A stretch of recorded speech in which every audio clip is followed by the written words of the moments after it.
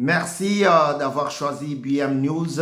Bienvenue à ce numéro, cette émission intitulée Spécial CENI. Spécial CENI d'aujourd'hui, vendredi 26 janvier 2024. Vendredi 26 janvier 2024, nous allons parler de élections, de la politique. Nous allons parler de tout ce qui est autour de pouvoir. La plupart de mes compatriotes, vous, mes compatriotes congolais,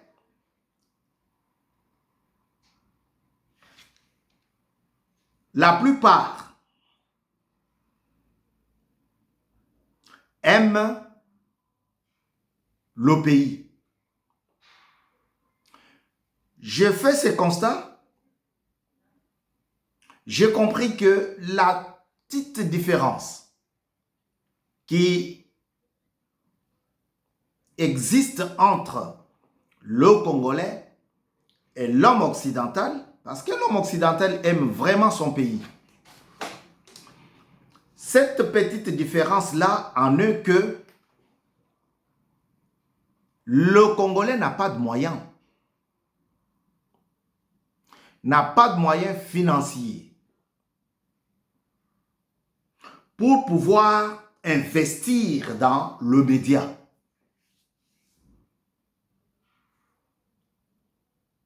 Insulter, c'est tout le monde.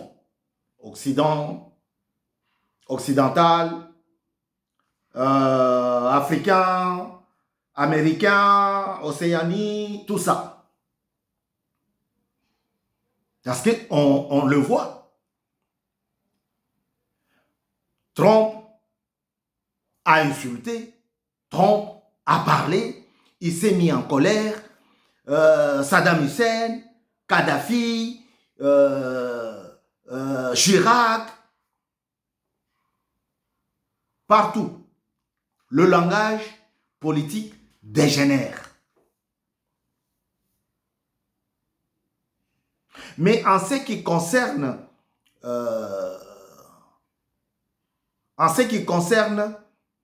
l'investissement, c'est un peu différent. Voilà. Alors, moi, je suis parmi ceux qui ne veulent pas que la mauvaise interprétation, la mauvaise information puisse être donnée à mon frère ou ma sœur congolais. Je fais partie de cette classe-là. C'est pour cela, vous m'avez vu plusieurs fois revenir ici sur ce plateau de BM News dans cette émission intitulée, que moi-même j'ai initiée, intitulée Spécial CENI. Je suis revenu ici plusieurs fois pour pouvoir la bonne information.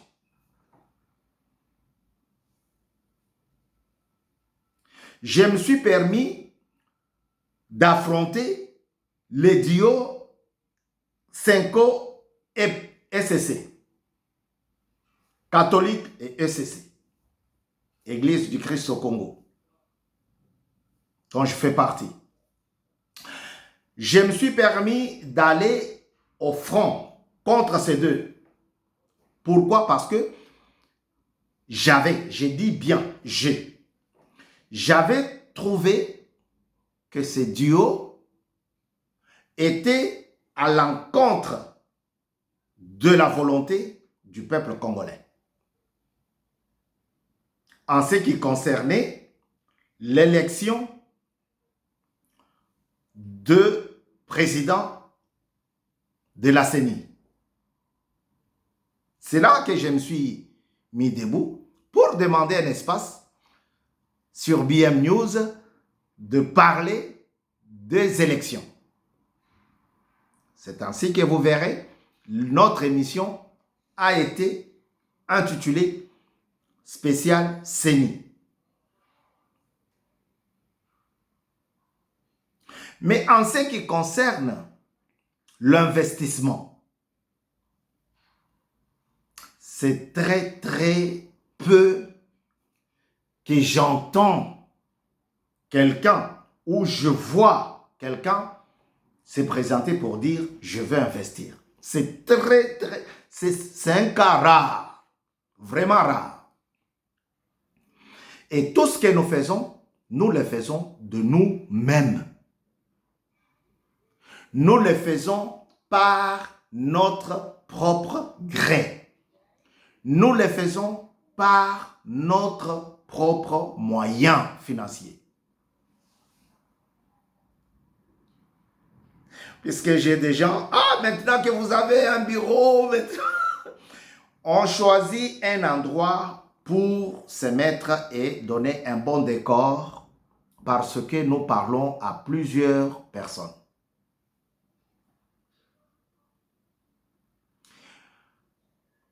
C'est ça la vraie vérité. Et n'oubliez pas que je viens de vous dire que je suis parmi le vrai. Nous faisons tout de notre propre poche.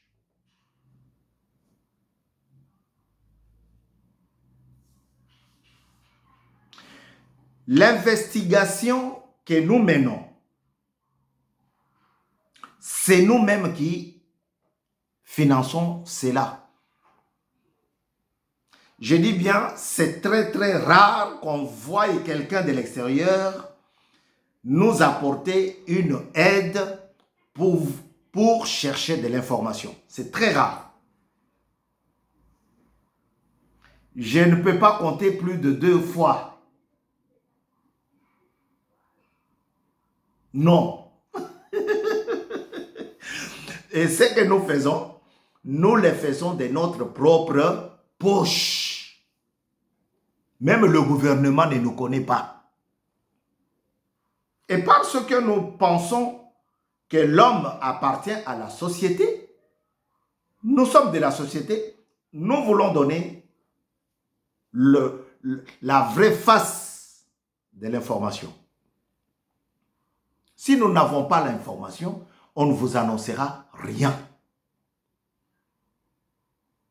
Voilà, ça c'était pour clarifier un peu la chose.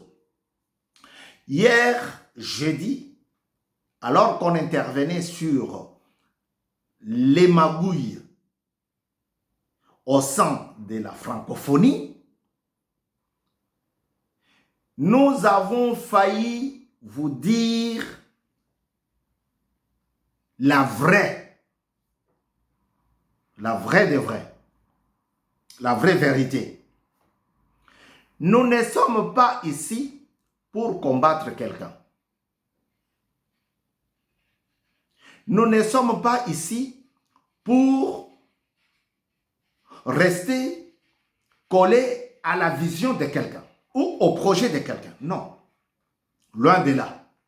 Nous sommes ici pour vous parler des choses qui construisent notre avenir. UDPS est mon parti. Nous sommes restés dans l'opposition pendant 37 ans, entrecoupés par 2 ou 3 mois de règne du président Tshisekedi comme Premier ministre, parce qu'on était bel et bien dans le pouvoir. Au pouvoir, on ne pouvait pas parler de l'opposition. 2 fois. Une fois, 1 mois et demi, 2 fois, 3 mois. Deuxième fois, 3 mois. Alors, nous parlons UDPS. Ici. Même si nous avons du mal à trouver de l'information dans l'assiette de l'UDPS, mais nous la trouvons dans la grande marmite de l'UDPS. Ça, c'est la vraie information.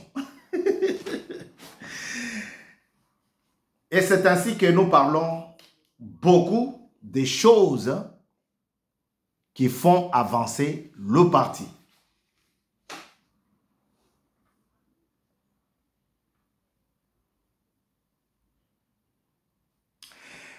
Hier, j'ai parlé de la complicité de certains dirigeants français, parce qu'il s'agissait de la francophonie, de certains dirigeants français dans le génocide rwandais. Et je vous dis clairement, sans le langage de bois, le langage de bois, je vous dis qu'il y a eu bel et bien des dirigeants français qui en expliquent, hein, qu'ils avaient participé au génocide rwandais. Vous pouvez consulter le site de la faculté des droits de Cergy. Voilà. Les gens que je vous raconte ici, les gens que je vous cite ici, je vous raconte leur histoire, sont des gens qui ont bel et bien existé et qui ont combattu les dictatures.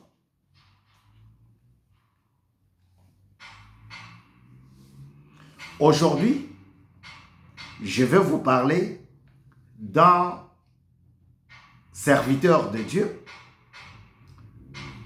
de l'équipe catholique. Parce que j'avais eu une question comme quoi j'étais contre l'église catholique. J'ai combattu l'église catholique. Non, ce n'est pas ça. Je ne suis pas contre l'église catholique, mais je suis contre les systèmes. Et je fais partie de ceux qui demandent la séparation des pouvoirs étatiques et les pouvoirs religieux. L'État et l'Église. Je fais partie. J'ai un manuscrit, j'ai un livre qui va bientôt sortir dans lequel je demande à ce que le président puisse arrêter l'hémorragie de l'Église.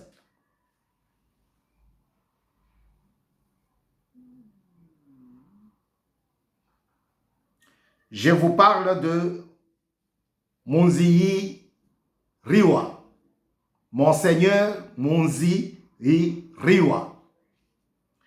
Monseigneur Munzii Riwa est né le 1er janvier comme l'un de mes grands frères, les jours de Saint-Sylvestre, les jours de la bonne année, est né le 1er janvier 1926 et assassiné le 29 octobre 1996. Il a vécu pendant 70 ans. Le frère était né à Bukavu. Je vais vous laisser le temps de suivre sa biographie parce que je préfère que quelqu'un d'autre parle de ça. Serviteur de Dieu, Christophe Muzihirwa Mwene Ngabo. Né le 1er janvier 1926 à Burhale, au Kivu, République démocratique du Congo, Christophe étudia d'abord à l'école paroissiale et à l'école normale avant d'entrer au petit séminaire de Mungeri où il suivit les cours d'humanité gréco-latine. Il continua sa formation au grand séminaire de Moba avant d'être ordonné prêtre le 17 août 1958. D'abord vicaire dans une paroisse secondaire, Muzihirwa fut rapidement nommé curé doyen de Bukavu. Cependant, attiré par la vie religieuse et la spiritualité ignatienne, il renonça à ce poste et entra dans la campagne de Jésus le 7 septembre 1963. En 1978, il est nommé recteur du Scholastica jésuite et philosophat Saint-Pierre Casinius de Kimwenza à Kinshasa. Il y enseigne les sciences sociales. 2 ans plus tard, en 1980, il est nommé supérieur provincial des Jésuites d'Afrique centrale. Son mandat de 6 ans à peine terminé, Muzihirwa est choisi comme évêque coadjuteur du diocèse de Kazongo en 1986. 4 ans plus tard, en avril 1990, il succède à Monseigneur Biregisha comme évêque de Kazongo.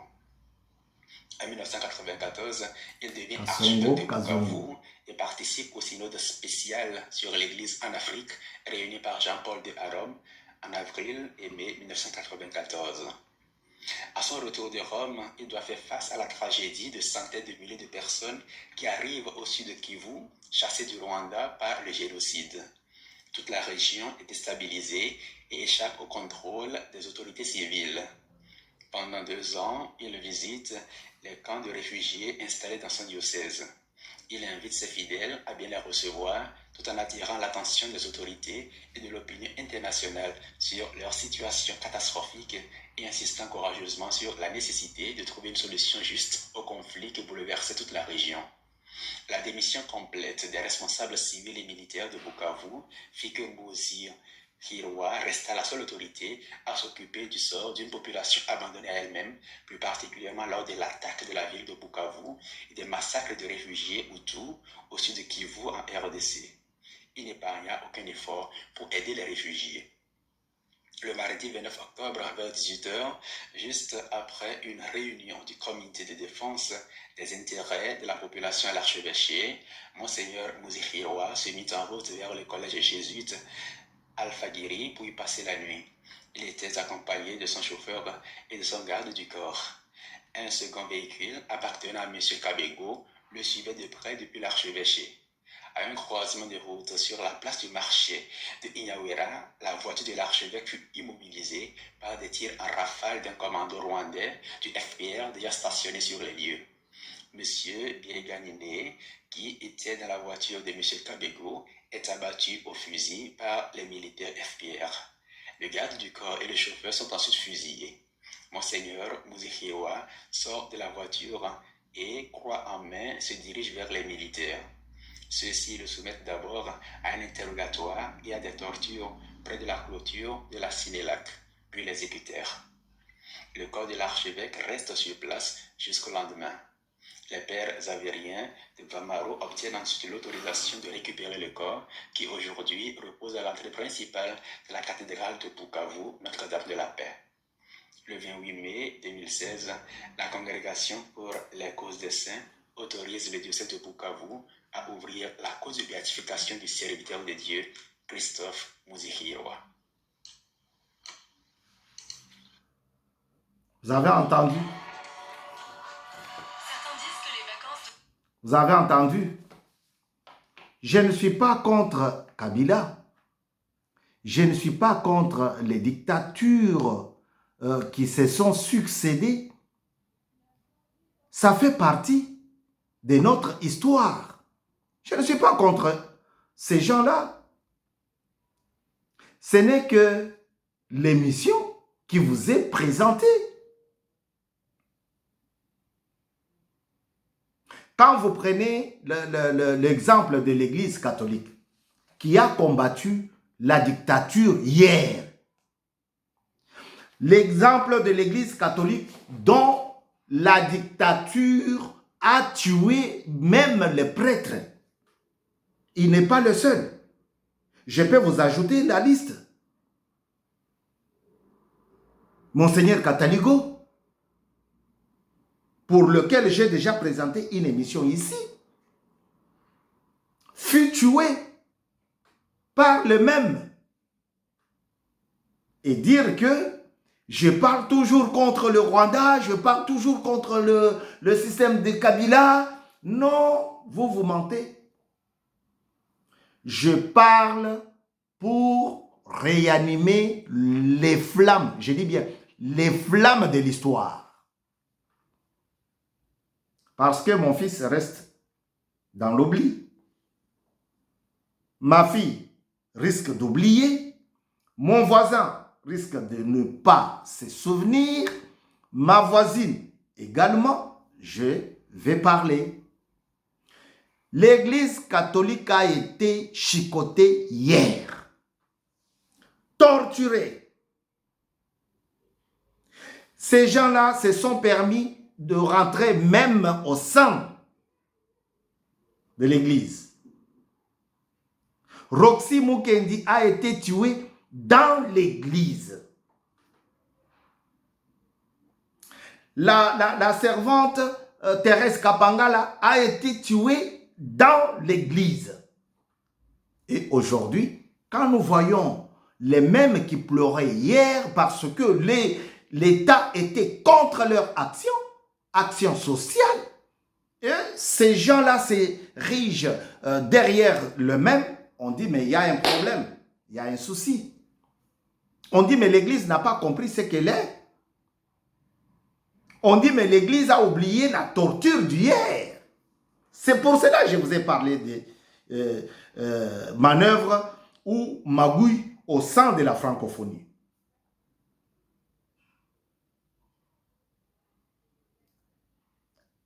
Chers compatriotes, likez nos émissions. Aimez nos émissions. Parce que ce qu'on vous dit là, c'est très important. Ça fait partie de l'histoire de notre pays. Hier, les catholiques, les protestants étaient contre l'Église, l'État. L'État sanguinaire, hein? Ce n'est pas l'État aujourd'hui de Félix Tshisekedi Tshilombo. Hein?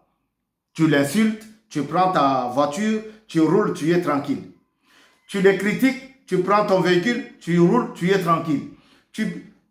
Non, hier ce n'était pas ça. Hier c'était, même si vous êtes en train de prêcher, il rentre dans l'église et il vous chicote devant les fidèles. Ses frères et le témoignage. Pardon. Le témoignage des actions contre l'Église. Il pouvait bien se contenter de rester à Rome, rester peinard auprès du grand-papa là, le pape. Mais il a dit quoi? Je retourne dans mon pays. Combien de gens ont effectué des voyages en Europe, les voyages professionnels, hein, dans le cadre de leur profession, et y arrivés là-bas, ils n'ont jamais été, ils n'ont jamais retourné dans leur pays. Combien? Beaucoup. Mais lui aussi, il pouvait faire ça. Mais il a dit non, je retourne. Je suis un professeur de sciences sociales. J'ai un travail là-bas. Je retourne. Et il retourne, il croise la mort. On les torture. On les tue. Et on abandonne le corps. Et tout ça, quand on vous dit ça, vous dites, ah, maintenant que vous avez le pouvoir. Frère, ce n'est pas un pouvoir kassayan. Ce n'est pas un pouvoir louba. Tshisekedi s'occupe de tous les Congolais, de toute la République. Moi, je m'occupe de ceux qui veulent ranimer les flammes de leur histoire. Monseigneur Munzihiriwa. Monseigneur Munzihiriwa, né le 1er janvier 1926. On l'abat à bout portant parce qu'il était du côté des faibles. C'est ça la position de l'Église. L'Église n'est pas là pour recevoir un Italien et venir brandir le drapeau de « Oh, c'est notre compatriote. Il provient de très loin, il faut l'accueillir. » Non. Si vous nous dites que c'est un étranger, il veut rester avec nous, il veut cohabiter avec nous, il veut apprendre notre culture, il veut travailler avec nous, oui, on va l'accepter puisque nous aussi nous nous rendons en Italie. L'Église n'est pas là pour confronter les gens. pour créer des divisions entre peuples. Non. Quand nous entendons l'Église dire que le président de la CENI est de même tribu et de la même tribu avec le président de la République, cela peut engendrer d'autres choses dans les urnes. On dit, mais l'Église n'a pas compris ce qu'elle est. En tout cas, BM News, cette émission est faite pour ranimer les flammes de l'histoire. La francophonie, peut-être que vous ne m'avez pas encore suivi, la francophonie a des objectifs à poursuivre. Mais avant cela, elle a un rôle, un but à poursuivre. Le but, c'est quoi? Promouvoir la langue française et sa culture et aussi sa linguistique. On ne veut pas entendre quelqu'un prononcer des mots qui n'existent pas, à moins que ce soit un mot latin ou anglophone, on peut accepter. Mais quand on entend un mot, on dit, mais ouais, ben, il abuse là. Quand tu dis la pantalon, c'est tout le monde qui te regarde pour dire non, mais c'est ça la linguistique. Promouvoir la linguistique. Quand tu dis par exemple, je cherche ma papa, je cherche mon maman, on dit, mais attendez, ils sont d'où là? C'est ça l'objectif de la francophonie. Mais à part cela, il s'ajoute d'autres objectifs, d'autres buts, pardon, qu'on ne nous a pas dit. Promouvoir la paix, promouvoir la démocratie et les droits de l'homme. Les droits là vont faire de sorte que quand il y a un pays francophone qui est attaqué, la France intervient. Quand il y a un droit bafoué, la France intervient. Quand il y a quelque chose, la France intervient. Mais pourquoi la France n'intervient pas? La francophonie, pardon. La francophonie, parce que c'est tout un gouvernement. Pourquoi la francophonie n'intervient pas quand le Rwanda attaque la RDC? Voilà là où j'interviens pour mentionner les mots magouille. Pourquoi le Rwanda est favorisé alors que en RDC, juste à côté, il y a des femmes qui sont violées, il y a des enfants qui sont massacrés, il y a des papas qui sont tabassés et tués pour les intérêts rwandais. Pourquoi? 2 poids, 2 mesures. C'est ça mon intervention. Et je continuerai à parler de tout ça. Rien que parce que j'aime réanimer, j'aime raviver les flammes de l'histoire. Que Dieu bénisse la RDC, que Dieu bénisse toute personne qui va s'investir pour la réussite de cette émission. Je salue tous les amis de Dynamique Bénéchi-Bois. Je salue tous les groupes WhatsApp sur WhatsApp qui nous accueillent quand nous balançons les émissions sur ces groupes-là. Dans ces groupes-là, nous avons toujours un bon retour. Nous félicitons, nous saluons tous les présidents de ces groupes. Et nous disons merci à toutes les personnes qui nous regardent. Merci, à très bientôt sur BM News. C'était votre humble serviteur, Baron Moukoulou. N'hésitez pas à liker, n'hésitez pas à vous abonner, n'hésitez pas surtout à partager nos émissions si vous avez trouvé que ce que nous vous disons est bon.